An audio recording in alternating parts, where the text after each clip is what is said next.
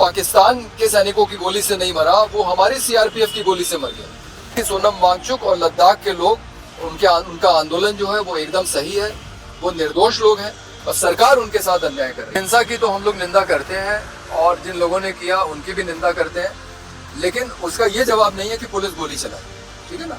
आंदोलन को नियंत्रित करने के और भी तरीके होते हैं। लेह में कोई लोकतंत्र नहीं है, क्योंकि जो वहाँ की जो स्वायत्त परिषद है उसका कार्यकाल पूरा हो गया है। क्योंकि अभी लाल किले पे बम विस्फोट हुआ, उसमें ज्यादातर कश्मीरी हैं। कश्मीर के लोग क्यों कर रहे हैं? क्योंकि कहीं ना कहीं असंतोष है। वो असंतोष क्या है? वो असंतोष ये है कि आपने कश्मीर में लोकतंत्र को खत्म कर दिया। आप लद्दाख और जम्मू कश्मीर की समस्या का हल नहीं करेंगे तो ये घटनाएं होती रहेंगी। सोनम वांगचुक के खिलाफ दर्ज मुकदमे वापस लो। जम्मू कश्मीर और लद्दाख में लोकतंत्र को बहाल करो।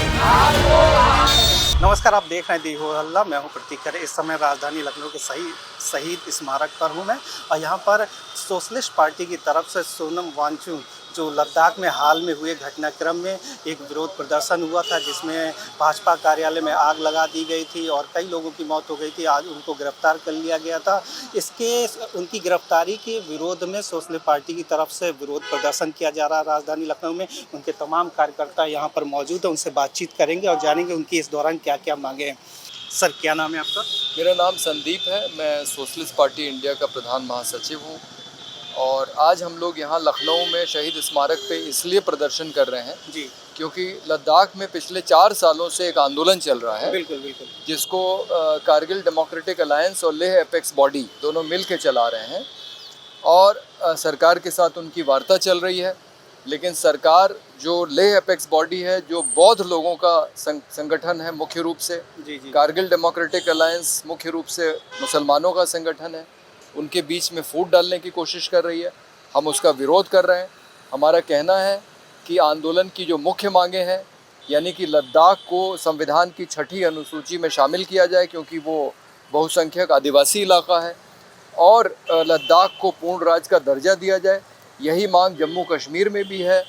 हम वहाँ की मांग का भी समर्थन करते हैं और हमारी ये भी मांग है कि सोनम वांगचुक, जिनको लद्दाख से पकड़ के जोधपुर में बंद कर दिया गया है, उनके खिलाफ दर्ज मुकदमे वापस हों और सोनम वांगचुक और 15 लोग अभी भी जो लेह की जेल में बंद हैं उनको रिहा किया जाए। सोनम वांगचुक के ऊपर गंभीर आरोप लगाए सरकार ने। वहां पर जो हाल ही दिनों में घटनाएं हुई, आग लगा दी गई, उसके मुख्य आरोपी बनाए गए। इसको कैसे देखते हैं? देखिए, 2019 में जब अनुच्छेद 370 और 35A वापस लिया गया तो सोनम वांगचुक ने उसका स्वागत किया था। बिल्कुल। तो सरकार उनकी प्रशंसा करती थी, उनकी मदद करती थी हर एक तरीके से। लेकिन जब उनको ये समझ में आया कि लद्दाख के साथ धोखा हुआ तो धीरे धीरे उन्होंने अपनी भूमिका बदली और वो सरकार के खिलाफ आंदोलन करने लगे। ये उनका 5वां अनशन था। बिल्कुल बिल्कुल। लेकिन मैं तो खुद वहाँ गया था 12-13 सितंबर को। मैं 2 दिन उनके साथ रहा। वो एकदम गांधीवादी हैं। वो हमारे कुछ साथियों ने भारतीय जनता पार्टी मुर्दाबाद का नारा लगा दिया तो उन्होंने कहा कि नहीं, मुर्दाबाद का नारा मत लगाइए। एकदम गांधीवादी व्यक्ति है। सवाल ही नहीं है कि उसकी कोई हिंसा में भूमिका हो। वहाँ के नौजवान थे जो वहाँ पे आए और उन्होंने कहा कि आप 5वीं बार अनशन कर रहे हैं, आपके अनशन करने से कुछ नहीं हो रहा है, अब हम लोग जो है कुछ करेंगे। और उन्होंने जाके कुछ हिंसा की, पुलिस ने गोली चलाई। वहाँ पे तो सोनम वांगचुक थे ही नहीं, तो उसमें 4 लोग मरे भी। और खेद की बात है कि उसमें एक पूर्व सैनिक था जो कारगिल की लड़ाई में भारत की तरफ से लड़ा। मतलब जो पाकिस्तान के सैनिकों की गोली से नहीं मरा, वो हमारी सीआरपीएफ की गोली से मर गया। तो ये बहुत अन्याय हुआ है कि लोगों के जब फायरिंग होती है तो आप कमर के नीचे गोली चलाने का आदेश है आपको, लेकिन लोगों के सिर में, सीने में गोली लगी है और कई लोगों को पकड़ के जेल में डाल दिया गया।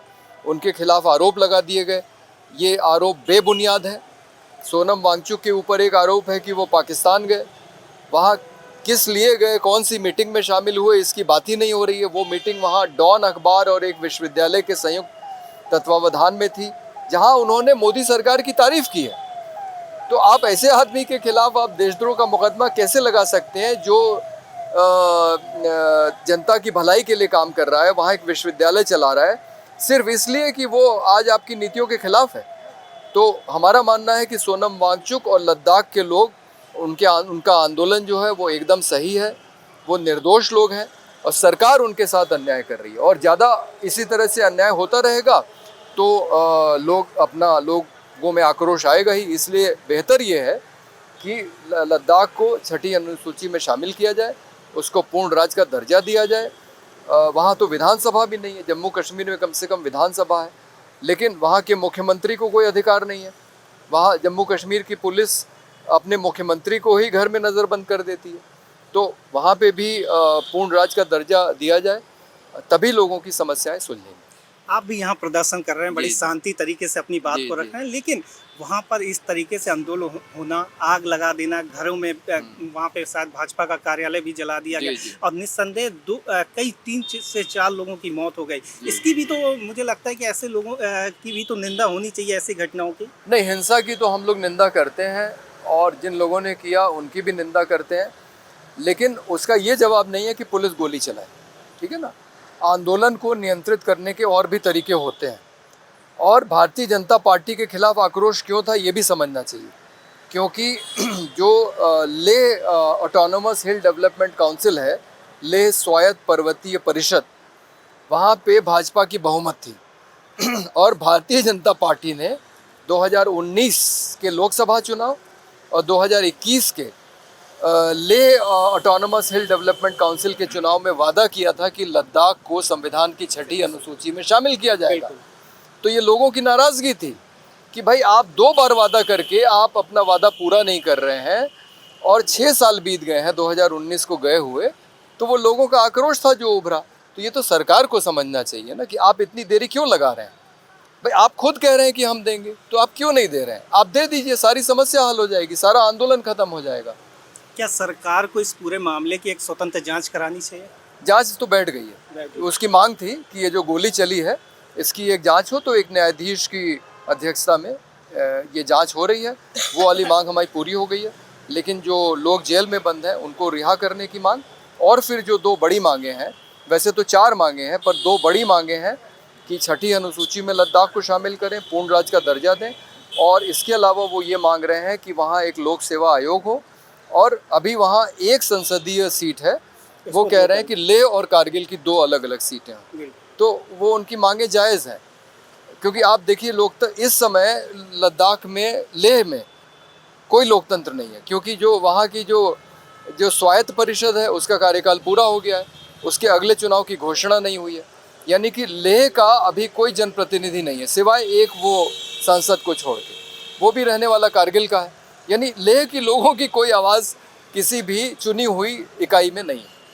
तो ये उनकी मांग बिल्कुल जाएगी। अगला कदम क्या रहेगा अगर सरकार आपकी बात नहीं मानती तो? देखिए, आज हमारे कानपुर से शंकर सिंह जी आए हुए हैं इस धरने में शामिल होने के लिए। अब ये आंदोलन हम उत्तर प्रदेश के अलग अलग शहरों में ले जाएंगे, इस आंदोलन को बड़ा करेंगे, और हमारी बात सज्जाद कारगिली, जो कारगिल डेमोक्रेटिक अलायंस के नेता हैं, उनसे हो रही है। अभी उनका कहना है कि अभी उनकी बातचीत चल रही है, वो देखना चाहते हैं कि सरकार उनकी मांगें मानती है कि नहीं। अगर सरकार ने मांगें नहीं मानी तो सोनम वांगचुक का जो बचा हुआ काम है वो हम लोग पूरा करेंगे, और कारगिल से लेह की एक पदयात्रा की तैयारी है, जिसमें पूरे देश से लोग लद्दाख में जुटेंगे और वहाँ के लोगों की मांग के समर्थन में खड़े होंगे। एक लास्ट प्रश्न है मेरा आपसे कि मामला लेह लद्दाख का है, दिल्ली देश की राजधानी है, यूपी में आज विरोध प्रदर्शन हो रहा है। देखिए, ये इसलिए करना पड़ रहा है मेरे भाई, क्योंकि अभी लाल किले पे बम विस्फोट हुआ, बिल्कुल। उसमें ज़्यादातर कश्मीरी हैं। कश्मीर के लोग क्यों कर रहे हैं? क्योंकि कहीं ना कहीं असंतोष है। वो असंतोष क्या है? वो असंतोष ये है कि आपने कश्मीर में लोकतंत्र को ख़त्म कर दिया। तो कश्मीर में जब हम जाते हैं तो वहाँ के लोग कहते हैं कि भाई हम तो भारत को अपना मानते हैं, भारत हमको अपना नहीं मानता। कि कश्मीर के, आपने इसके पहले कभी नहीं सुना होगा स्वतंत्र भारत के इतिहास में कि एक राज्य को केंद्र शासित प्रदेश बना दिया गया, वहाँ के मुख्यमंत्री के अधिकार ले लिए गए।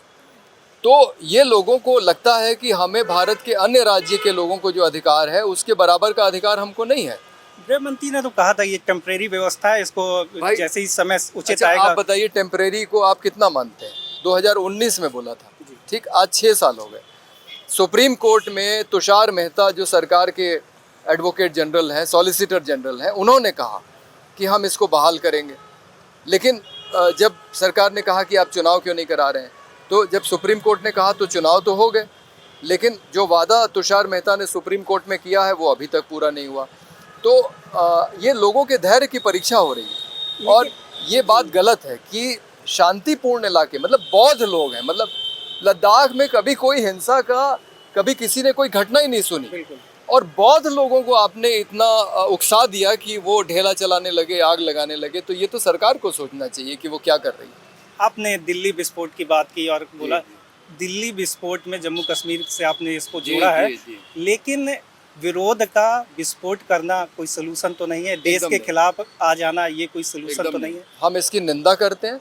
मैं सिर्फ ये कह रहा था कि अगर आपने सवाल पूछा था कि आप लखनऊ में वहाँ की बात क्यों कर रहे हैं, हम लखनऊ में रह के लद्दाख और जम्मू कश्मीर की भी आज हम बात कर रहे हैं। देखिए आप मेरे बैनर पे लिखा है, इसलिए कर रहे हैं कि अगर आप लद्दाख और जम्मू कश्मीर की समस्या का हल नहीं करेंगे तो ये घटनाएं होती रहेंगी। तो इसलिए ज़रूरी है जम्मू कश्मीर को पूर्ण राज्य का दर्जा देना। अरे भाई आप उनको अपनी सरकार चलाने दीजिए ना।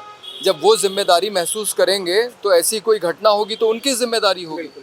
लेकिन आपने सारी पुलिस वहाँ की अपने हाथ में ले रखी है। इसी तरह से लद्दाख में लोग हिंसक हो गए। तो ये सरकार की नीतियों का परिणाम है। हम लोग कह रहे हैं अपनी नीतियाँ सही कीजिए ताकि वो इलाका भी शांत रहे और फिर दिल्ली में भी कोई विस्फोट ना हो और लखनऊ का कोई डॉक्टर गिरफ्तार न किया जाए। प्रधानमंत्री से कोई मांग रखते हैं डायरेक्ट? हाँ, ये चारों मांगे प्रधानमंत्री से हैं कि भाई जल्दी से जल्दी इसको पूरा कीजिए। और अब तो आपके सारे दावे झूठे हो गए। पहले आपने कहा नोटबंदी से आतंकवाद खत्म हो जाएगा, नहीं हुआ। फिर आपने कहा 370 हटाने से आतंकवाद खत्म हो जाएगा, नहीं हुआ। सरकार भी वहाँ चुन ली गई, फिर भी नहीं खत्म हुआ। तो इसका मतलब कि आपकी नीतियों में दोष है। धन्यवाद जी। ये सोशलिस्ट पार्टी के तमाम कार्यकर्ता थे जिनसे हमने बातचीत की। मैं आपको बता दूं, सोनम जो हाल ही के दिनों में लद्दाख में जो अनशन कर रहे थे वहाँ की तमाम मांगों को लेकर, लेकिन वो मांगों को लेकर उसी दौरान एक हादसा हो जाता, वहाँ पर विरोध प्रदर्शन फैल जाता। इस दौरान लेह और लद्दाख में तमाम हिंसा घटनाएं होती हैं, आगजनी होती है, बीजेपी कार्यालय को आग लगा दी जाती है। उस मामले में सोनम को गिरफ्तार कर लिया जाता, तब से उन पर जांच चल रही है और उनकी गिरफ्तारी के विरोध में ही ये पूरा सोशलिस्ट पार्टी की तरफ से विरोध प्रदर्शन किया जा रहा है और सरकार से उन्हीं सभी मांगों के साथ साथ सोनम को छोड़ने की मांग की जा रही है। कैमरामैन गौतम के साथ प्रतीक खरे, दी हो अल्लाह।